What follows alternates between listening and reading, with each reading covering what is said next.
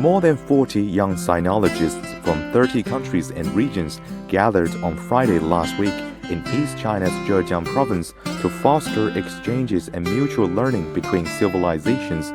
Sinologists from countries including Kazakhstan, Italy, Austria, Nigeria, and Germany, and experts from China attended a sub-forum of Liangzhu Forum for Young Sinologists at the ruins of Liangzhu ancient city in Hangzhou, capital of Zhejiang province. The dialogues and discussions focused on exchanges and mutual learning between Chinese and foreign civilizations in the context of the Belt and Road Initiative, the role of the Cultural Silk Road in promoting people-to-people exchanges, and the global significance of Chinese modernization.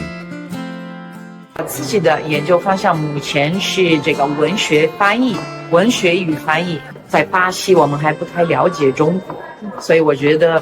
我们把中国的这些文学作品翻译成葡萄牙语，给巴西人了解中国的历史文化等等，这个会